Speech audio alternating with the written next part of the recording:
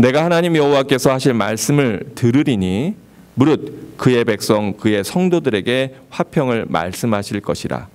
그들은 다시 어리석은 대로 돌아가지 말지로다.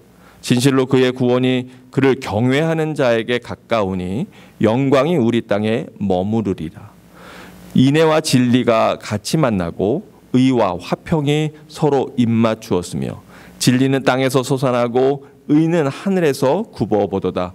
여호와께서 좋은 것을 주시리니 우리 땅이 그 산물을 내리로다. 의가 주의 앞에 앞서가며 주의 길을 닦으리로다. 아멘.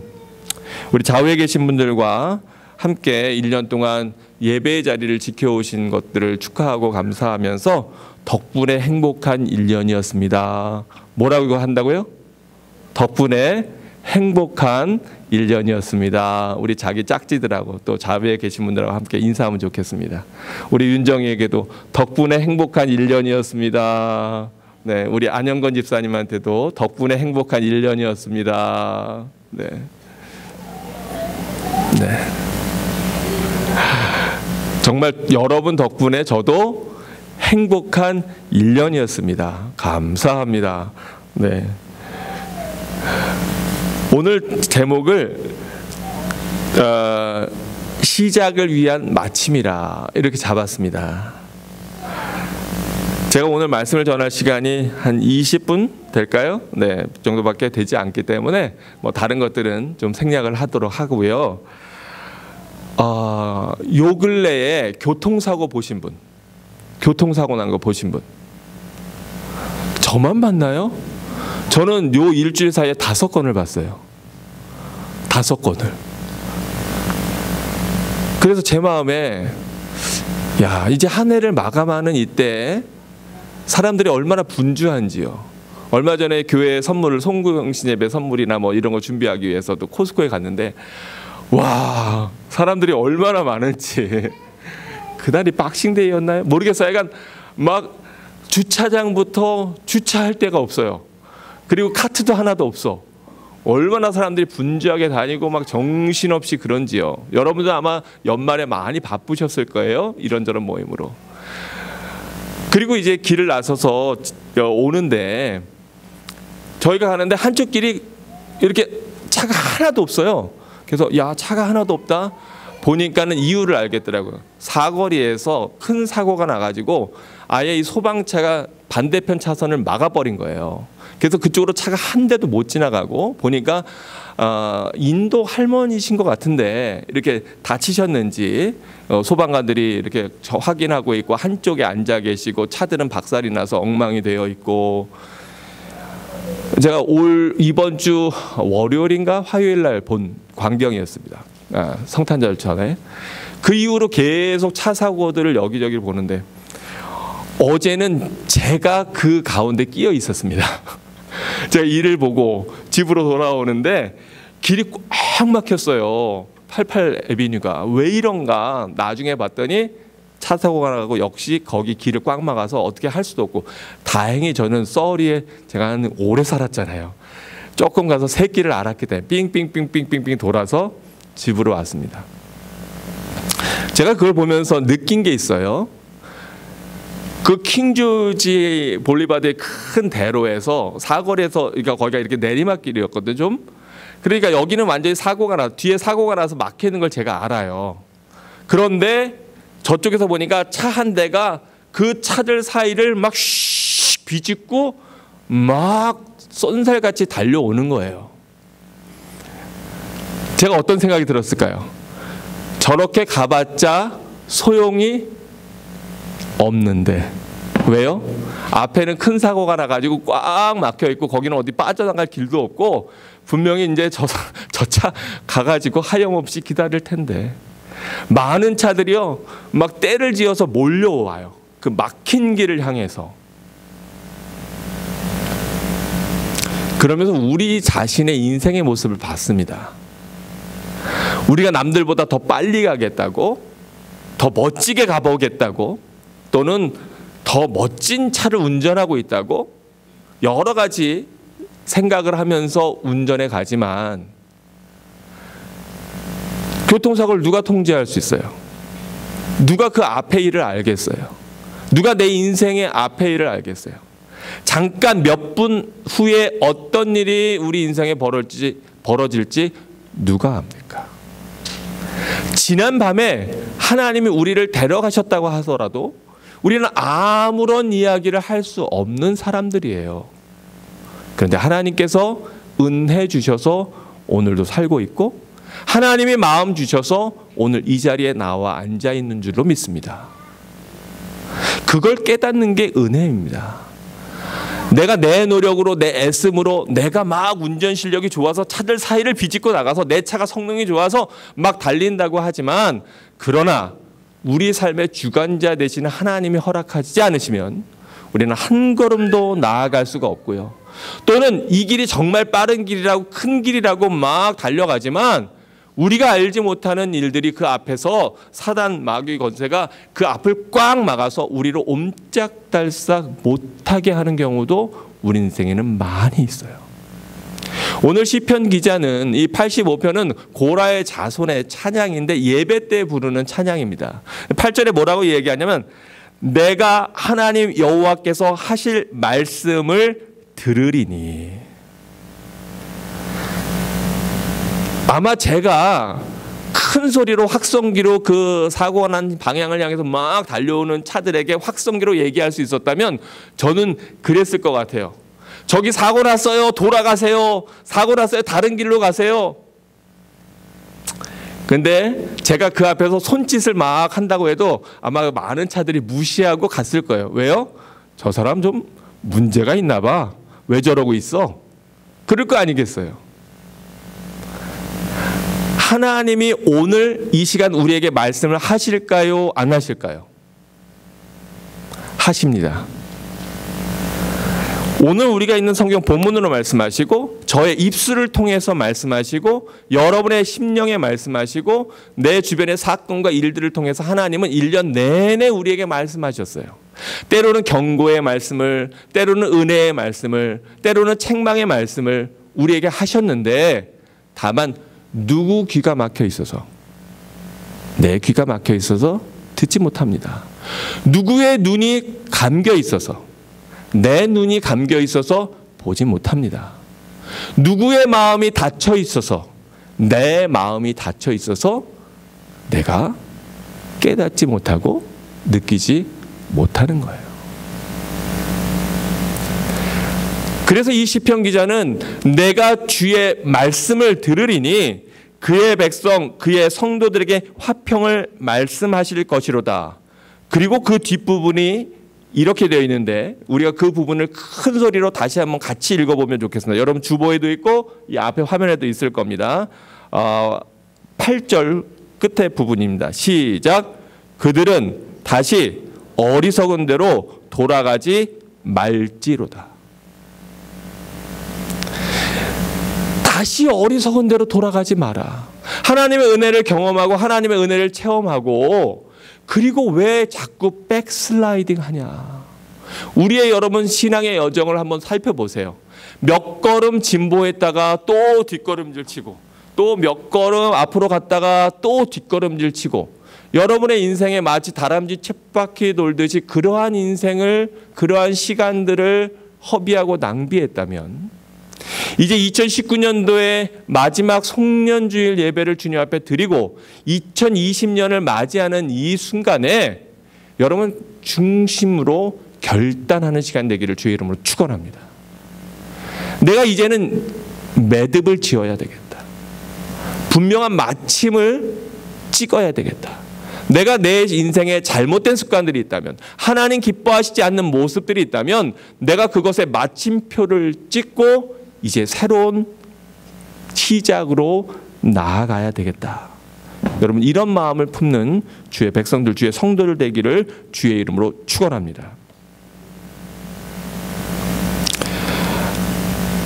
성경에 보면 성경은 우리에게 열매에 대한 말씀을 참 많이 하십니다. 예수님은 우리에게 그 열매를 이야기하십니다. 올 한 해 여러분은 어떠한 열매를 맺으셨나요? 열매 가운데 저는 어떤 행위나 행동도 중요하지만 저는 제일 제가 중요하게 바라보는 건 뭐냐면 우리 성품과 인격의 열매입니다. 왜 그래요? 우리 사도 바울이 우리에게 알려주시기를 성령의 9가지 열매가 있다. 성령 충만한 사람은 외적인 은사들도 있지만 그러나 정말 참된 성령의 열매는 뭐예요? 사랑, 희락, 화평, 인내, 자비, 양선, 충성, 온유, 절제. 이 성령의 9가지 열매는 다 인격과 성품과 관련되어 있는 건데 저는 사랑하는 우리 라이프교회 모든 성도들이 신앙생활을 통하여 이 아름다운 성령의 9가지 인격의 성품의 열매들을 풍성하게 맺는 여러분의 삶이 되기를 주의 이름으로 축원합니다. 그런가 하면 전도의 열매. 우리 1년 전에 여러분 전도의 열매들 태신자들을 적어내셨는데 그분들을 위해서 잊지 않고 늘 기도하셨나요? 저는 여러분을 위해서 늘 기도하는데 여러분은 여러분 자신도 위해서 기도하지만 여러분이 품은 신앙적인 태아들을 위해서 기도하셔야 됩니다. 그러지 않고 말로만 하는 건 표어일 뿐입니다.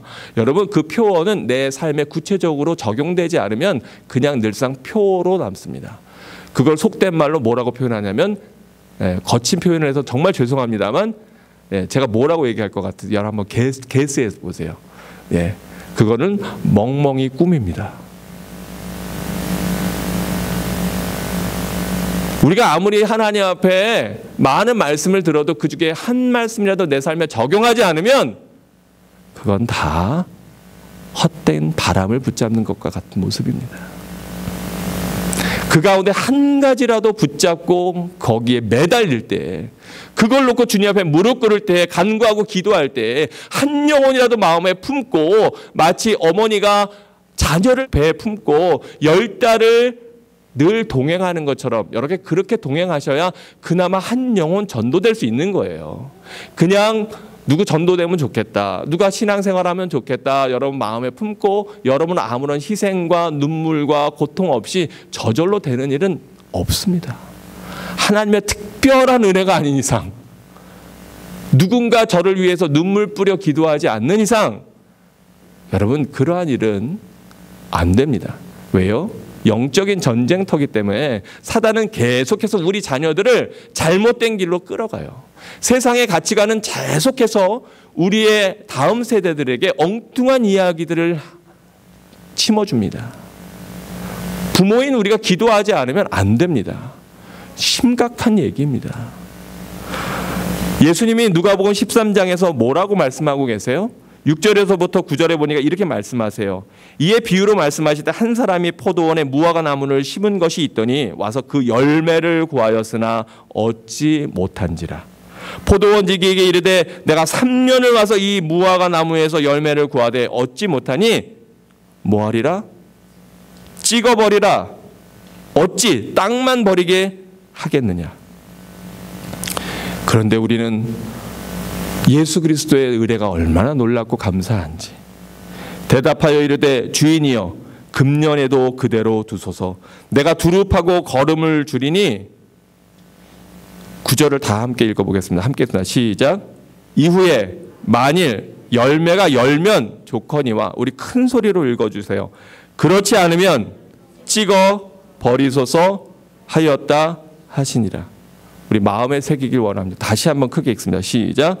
이후에 만일 열매가 열면 좋거니와 그렇지 않으면 찍어버리소서 하였다 하시니라. 여러분 이게 목사의 마음입니다. 목회자의 마음입니다. 수많은 말씀을 듣고 양육을 하고 신앙생활을 한다고 하는데 도무지 성장하지 않는 성도들을 바라볼 때 그 답답한 심정, 목사의 마음도 이렇게 답답한데 우리 주님의 마음은 어떨까요? 하나밖에 없는 독생자 외아들을 바로 나의 죄를 위해서 대신 내어주시고 십자가에서 피 흘리게 하신 그 하나님의 사랑, 그 하나님의 사랑을 기억할 때 우리 하나님의 마음은 어떠실까요? 그냥 우리가 이렇게 또 한 해를 그냥 그렇게 올해도 건강하게, 올해도 무탈하게, 올해도 별일 없이 그렇게 살았구나. 그냥 그렇게 보내면 되는 것일까? 저의 깊은 마음에 그러한 질문이, 그러한 의문이 듭니다. 각자 믿음의 열매들은 여러분 스스로가 아실 겁니다. 내가 올 한해 어떠한 열매를 맺었는지. 많은 열매들이 사람의 눈에 보이지 않습니다. 그리고 또 제가 함부로 성도들을 판단하려고 하지도 않습니다. 왜냐하면 저도 주님 앞에서 똑같은 죄인으로 심판받고 책망받아야 될, 또 주님 앞에 회개해야 될 그러한 존재로 주님 앞에 설 수밖에 없는 죄인이기 때문에 그렇습니다. 그러나 또한 감사한 것은 알게 모르게 주변의 이웃들에게, 또 내 자녀들에게, 성도들에게, 교회에, 목회자에게 여러분이 맺은 아름다운 열매들을 누가 다 기억하세요? 하나님이 다 기억하실 겁니다. 내가 내 이름으로 적은 소자에게 냉수 한 그릇 준 것도 잊지 않겠다고, 저가 그 상을 결단코 잃어버리지 않을 거라고 약속하신 주님의 약속이 오늘도 신실하게 우리 삶 가운데 이어짐을 우리가 기억할 때에 어떤 분에게는 이 마지막이 감사의 제목으로, 또 어떤 분에게는 이 마지막이 안타까움과 아쉬움의 시간으로 그렇게 채워질지 모른다는 것을 우리가 기억해야 할 것입니다. 이 매듭이라고 하는 걸 생각하면서 제 마음에 떠오른 게 뭐냐면, 여러분, 대나무입니다. 우리 젊은 층들은 혹시 그런 걸 아실지 모르겠어요. 사군자라고 하는 거. 뭔지 아십니까? 매란국죽. 아내한테 제가 그런 얘기 했어요. 우리 애들이 사군자 매란국죽이 뭔 얘기인지 알까? 그랬더니 걔네가 어떻게 알아요? 그런 좀 아쉬움이 있습니다. 그런데 우리가 잘 아는 대로 이 사군자 매란국죽 중에, 매란국죽, 매화, 난초, 국화, 대나무 중에 겨울을 상징하는 게 뭔지 아십니까? 그게 매화도 있지만 대나무예요. 왜 그러냐면 이 대나무가 이렇게 매듭을 짓잖아요. 대나무 속이 어떻습니까? 채워져 있습니까? 비워져 있습니까? 비워져 있어요. 그런데 이 대나무가 큰 거는 굉장히 크거든요. 제가 필리핀에 선교할 때 보면 그쪽에도 대나무들이 많아요. 왜냐하면 대나무로 저희 교인들이 집을 지어서 사니까. 그래서 대나무 기둥으로 해갖고 집을 한 1m 이상 제 가슴 높이만큼 올려요. 왜냐하면 그 우기철이 되면 거기가 다 물이 차거든요. 그래서 제가 신방 가려면 각오를 단단히 해야 돼요. 왜냐하면 성경책을 머리에 이고 그 동리에 찬 물기를 헤치면서 가야 되는데, 문제는 뭐냐면 갔다 오면은 여기 전염병, 온몸에 그냥 막 그 피부병이 생깁니다. 왜냐하면 온 동네에 온갖 오물들이 다 섞여 있기 때문에 그 물에. 그래서 이렇게 그쪽에 더운 지역들은 높이 집을 짓고 사는 거예요. 제가 교인 집에 가면 멀리 떨어져 있는 집들은 가면 거기서 자야 되거든요. 그러면 이게 얼마나 배기는지 그 매듭들이 얇은 혼잎을 하나 깔고 거기 담요 하나 깔고 자거든요. 더우니까. 그리고 사방에 구멍 뻥뻥뻥 뚫려 있으니까 뭐 벌레들 다 들어오고 뭐 짐승들도 뭐 지들 마음대로 돌아다니고. 근데 좋은 건 있어요. 뭐냐면 음식 먹고 쓰레기는 그냥 틈 사이로 버리면 돼요. 그럼 밑에서 다른 짐승들이 거기서 다 받아먹고 주워 먹어요. 근데 제가 왜 대나무 얘기를 하냐면, 이 대나무가 크게 성장할 때는요, 순식간에 30cm가 자랍니다. 엄청납니다. 그리고 이 대나무가 굉장히 단단합니다. 그러니까 그걸 가지고 집을 짓고 살지요. 근데 이 대나무가 그렇게 강할 수 있는 이유가 뭐냐면 중간중간에 뭐가 있어서, 매듭이 있기 때문에 그래요. 한 해를 잘 보내고, 사실은 여러분 올해와 내년이 다른 게 뭐가 있겠어요. 근데 어떤 사람은 그 주님 안에서 영적인 매듭, 삶의 매듭, 관계의 매듭을 잘 짓고 새해를 맞이하는 사람이 있고, 어떤 사람은 술에 술 탄 듯 물에 물 탄 듯 그저 그 해가 그거고 그날이 그날이지 뭐, 이렇게 살아가는 것이 있는데, 이건 하나님 앞에서 옳지 않고 신앙적으로 볼 때에도 우리가 다시 한번 생각해 봐야 될 삶의 모습의 형태이기 때문에 그렇습니다. 바로 어떻게 보면 오늘 이 송년 예배는 올 한 해에 이 대나무의 매듭을 맺는 시간이에요. 또 돌아오는 송구영신 예배는 마지막을 보내고 하나님의 은혜를 기억하고 이제 다가오는 새해를 맞이하는 이 매듭을 맺는 시간입니다. 이 매듭을 맺는 것이 얼마나 중요한 일입니까? 그러면 저는 아까 제가 열매 얘기를 했고 매듭을 이야기하고 있는데, 제가 오늘 여러분에게 전하고 싶은 마음은 뭐냐 하면, 하나님 앞에서 우리가 전도의 열매, 충성의 열매, 섬김과 헌신의 열매를 맺는 것 중요하고 귀한 것이지만, 가장 앞선 것이 뭘까? 우리 신앙에 있어서는 회개의 열매라고 하는 거예요. 회개의 매듭을 맺지 않으면 새로운 관계를 시작할 수가 없습니다. 여러분, 이 시간 제가 하는 이야기를 정말 집중해서 잘 들으시기를 바랍니다. 왜냐하면 여러분 부부간의 문제가 해결될 수 있는 제가 힌트와 정답을 드릴 거예요. 정말입니다. 여러분과 여러분 자녀 간의 관계가 회복될 수 있는 방법을 알려드릴 테니까 잘 들으세요. 집중하고 부탁해요. 네. 제가 좀 전에 뭐라고 했냐면, 어떤 관계나 어떤 일들의 매듭을 짓지 못하는 이유는요, 우리가 진정한 회개를 하지 않기 때문입니다. 젊은 시절에 아내의 마음을 많이 아프게 한 남편과 아내의 대화를 한번 들어보십시오. 이거는 실제로 있는 게 아니고 저희 얘기도 아니고 제가 그냥 만든 얘기입니다. 오해는 말아주시기 바랍니다. 아내가 이러는 거예요. 서로 좋은 관계를 좋은 시간을 갖다가 문득 아내의 마음에 속상함이 일어났어요. 그래서 조금 감정이 상하면서, 당신 옛날에 당신 그랬잖아. 그때 내 마음도 아프게 하고, 당신 그때 기억나?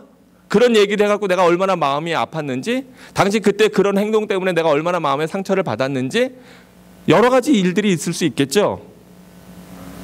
그러면 남편의 반응은 어떨까요? 아마 모르긴 몰라도 이럴 거예요. 대체 당신은 그게 언제 얘기인데 지금까지 그 얘기를 하고 있는 거야? 또는 당신 언제까지 그 얘기 할 건데? 아내는 아마 그러면 그럴지 몰라요. 왜? 듣기 싫어? 나 죽을 때까지 할 거다. 아니, 난 무덤에 들어가서도 할 거다. 혹시 이런 비슷한 경험들이 있으신 분? 예, 엄지발가락을 들어서 한번 확인해 주시기 바랍니다.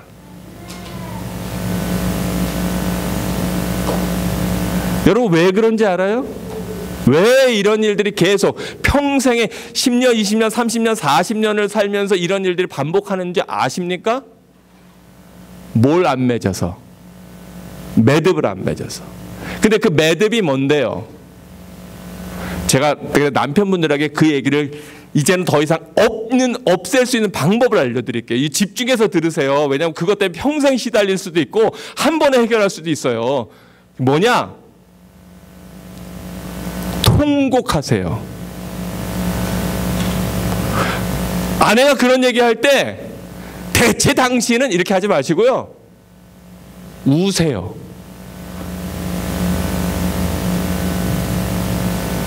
여보, 정말 미안해요. 여보, 내가 그때는 철이 없어서, 그때는 내가 하나님을 몰라서, 그때는 내가 믿음이 없어서 당신에게 너무나 큰 아픔과 상처를 줬는데, 여보 정말 미안해요. 정말 미안해요. 그리고 여러분 그 앞에서 펑펑펑펑 울어보세요. 그리고 나서도 그 얘기를 또 하면 그 아내가 좀 문제가 있는 거예요. 그리고 혹시라도 아내가 그래도 마음에 앙금이 조금 남을 수 있어요. 울어도 효과가 없다. 그러면 그 다음번에 또 우세요. 그때는 더 크게 우세요. 그리고 또 얘기하거든. 그 다음에 더 크게 우세요. 통곡을 하세요. 제가 생각할 때는 한 3번만 통곡하면 더 이상 그 얘기 안 합니다. 왜냐하면 이게 통곡하면 이 남편이 또 더 통곡을 할 테니까.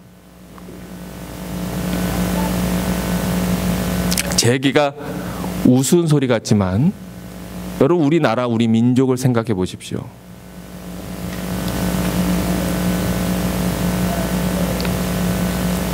왜 일본과 우리는 계속해서 많은 갈등을 겪을까요? 왠지 아십니까? 일본이 통곡하지 않았기 때문에.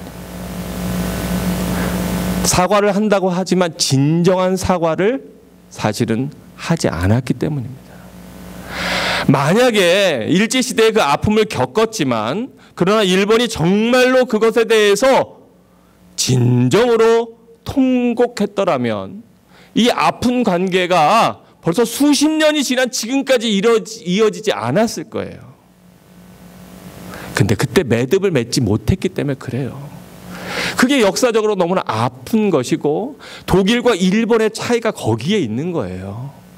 그래서 아직도 그것 때문에 국론이 분열되고 우리나라에서도 갈등이 있고 일본과도 어려움을 겪는 것인데 이것이 매듭이 지어지지 않으면 아마 우리 다음 세대에도 이 불행이 계속 이어질 겁니다. 우리 자녀들에게도 마찬가지예요. 우리 어머니들 잘 들으세요. 왜 내 아이가 우리 집에 오는 걸 싫어할까? 왜 우리 아이가 나한테 연락하는 걸 부담스러워할까? 왜 우리 아이들은 나를 만나는 거를 그렇게 반겨하지 않을까? 왜 우리 며느리는 우리 집에 왔다가 빨리 갔으면 좋아할까? 가기를 바랄까? 뭔가 매듭 짓지 못한 것들이 있기 때문입니다. 근데 야, 그거 네가 잘못했잖아. 네가 회개해야지. 여러분, 우리가 남은 내가 회개 못 시킵니다. 또 물은 위에서 아래로 흐르는 거예요.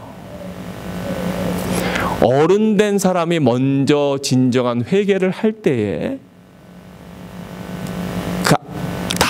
그 상처가, 그 문제가 해결되는 겁니다.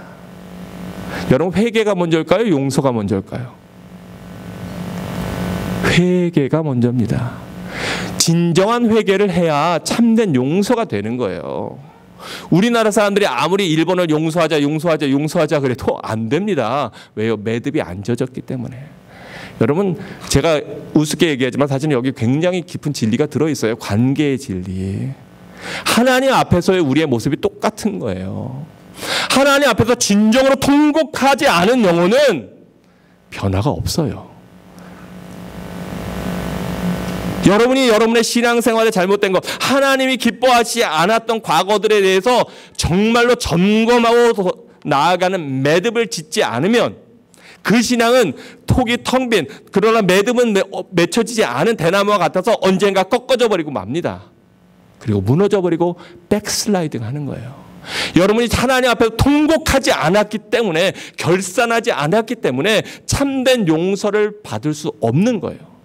그런데 오늘 본문에서도 마찬가지, 사실은 하나님은 이미 우리에게 책망을 하려고 하는 것이 절대로 아니에요. 우리를 살리시고 우리를 회복시키시려고 우리에게 이 말씀을, 열매 맺는 말씀을, 열매 맺지 못한 나무들은 다 찍어버리리라 말씀하시는 것입니다. 여러분, 그 은혜를 우리가 기억해야 할 것입니다. 오늘 순서지, 오늘 주보에 보면 제가 제일 앞에 크게 글씨를 넣어놨는데 뭐라고 넣어놨죠? 모든 마지막은 시작과 만난다. 끝이 있어야 시작이 있는 겁니다. 유치원을 졸업해야 초등학교를 가는 거고, 초등학교를 졸업해야 중학교를 가는 거예요. 고등학교를 졸업해야 대학을 가는 거예요. 올 한 해를 잘 마무리해야 여러분 새해를 감사와 기쁨 가운데 맞이할 수 있는 거예요. 그래서 모든 마지막은 새로운 시작과 맞닿아 있어요. 제가 사진 슬라이드를 몇 개를 준비했는데 한번 보시면 좋겠어요.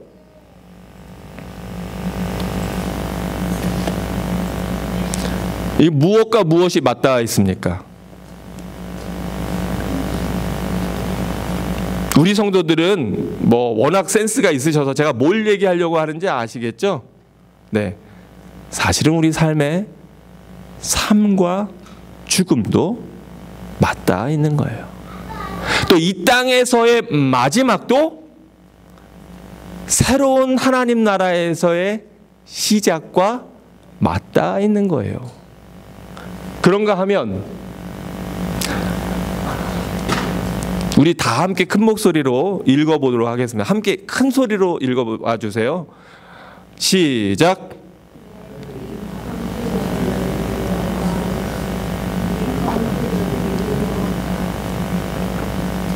신앙생활이 왜 힘든지 아십니까? 자기 노력으로 하려고 그러니까 힘든 거예요. 물에 뜨는 게 왜 어렵고 힘든지 아십니까?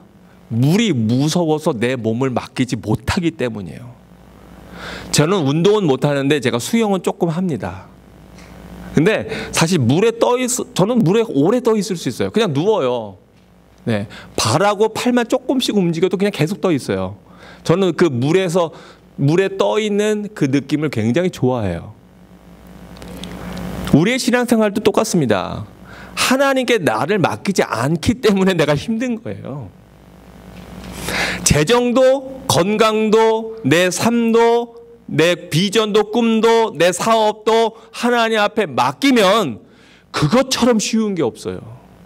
제가 목회를 하나님 앞에 맡기지 못하면 얼마나 노심초사인지 몰라요. 하나님, 우리 교회는 대체 언제 부흥을 하는 거예요? 하나님, 저 영혼은 언제 바뀌는 거예요? 하나님, 이게 계속 내가 하려면 이거 못해요, 여러분. 하루에도 12번 더 속에 열불이 일어나고요. 미래에 대한 염려와 걱정이 우리 앞에 닥쳐오고요. 못 삽니다. 저희 가정을 하나님 앞에 맡기지 못하면 저희는 단 하루도, 단 한 시간도 제대로 못 삽니다. 미래에 대한 염려 때문에. 그래서 아내하고 저 결심한 게 있어요. 뭐냐면 내일의 염려 때문에 오늘의 행복을 망치지 말자. 무슨 의미인지 저희 가정의 상황을 아시는 분들은 다 아실 거예요. 근데 저희처럼 기쁘고 행복하게 사는 사람이 별로 없을 겁니다. 왜요? 주님께 맡기니까.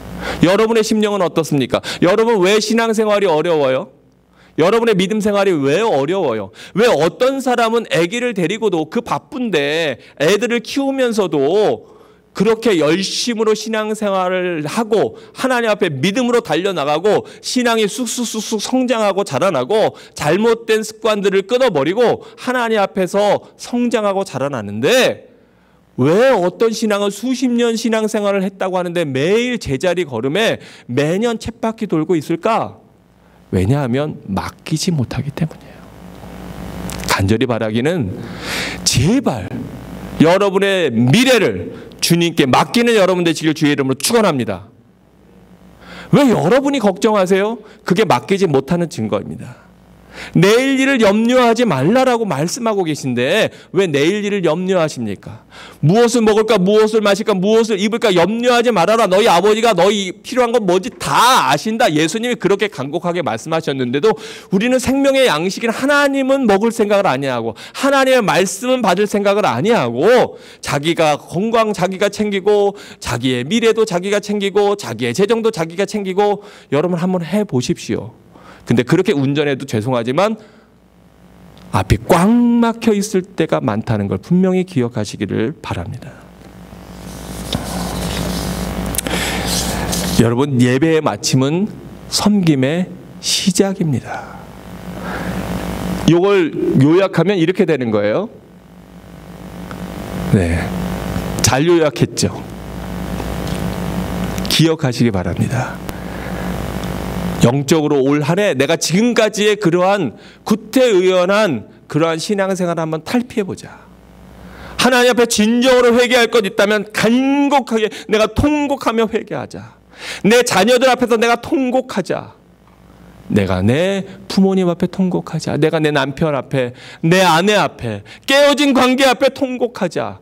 그리고 나면 하나님이 일하십니다. 여러분 이걸 믿으십니까? 이걸 믿으시는 분들에게 새로운 성령의 역사가 충만할 줄로 믿습니다. 그 은혜 가운데 여러분이 새로운 한 해를 맞이할 줄로 믿습니다. 여러분의 노력의 끝이 하나님의 일의 시작이고요. 이 땅의 죽음이 천국의 시작입니다. 그래서 저는 잘 죽자라고 외치는 사람입니다. 여러분 시작이 중요할까요? 끝이 중요할까요? 네, 둘 다 중요합니다. 그런데 끝이 더 중요한 것 같아요. 아내하고 나하고 50년을 싸웠지만 그러나 마지막에 죽을 때는 서로 여보 사랑해 고마웠어 이러고 가야 될 거 아니에요. 끝까지 어이구 진짜 이러고 가면 안 되잖아요. 죄송하지만 여러분 얼마 안 남았어요. 얼마 안 남았어요. 우리 집의 모토는 잘 죽자입니다. 잘 죽자. 주님 안에 잘 죽자. 제 얘기가 아니라 성경의 말씀입니다. 요한계시록 14장에 보니까 자금 이후로 주 안에서 죽은 자들은 뭐가 있다고요? 복이 있다. 간절히 바라기는 우리 라이프교회 모든 성도들이 잘 주님 안에서 죽는 주의 백성들 되길 주의 이름으로 축원합니다. 중요한 얘기입니다. 정말 중요한 얘기입니다. 여러분, 이 땅에서의 시간이 끝나면 하나님 나라에서의 새로운 삶이 시작되는데 그때 주님 앞에 여러분 뭐라고 하시겠어요? 뭐라고 하시겠어요? 어떤 사람은 충성의 면류관, 생명의 면류관을 받는데 그저 초라한 구원으로 여러분 주님 앞에 부끄럽게 서는 여러분 되지 않기를 주의 이름으로 축원합니다.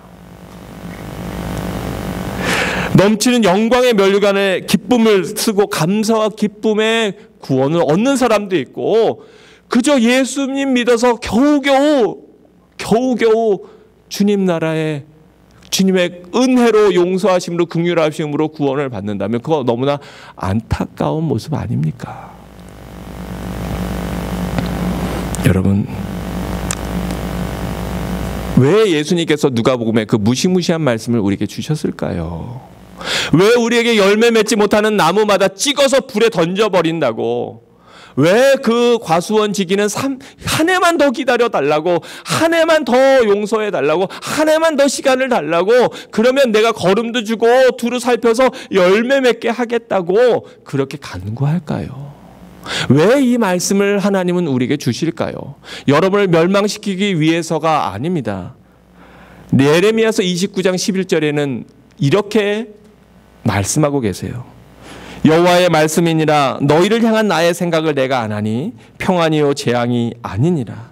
너에게 미래와 희망을 주는 것이니라. 너희가 내게 부르짖으며 내게 와서 기도하면 내가 너희들의 기도를 들을 것이요 너희가 온 마음으로 나를 구하면 나를 찾을 것이요 나를 만나리라. 아멘. 아멘. 사랑하는 성도 여러분,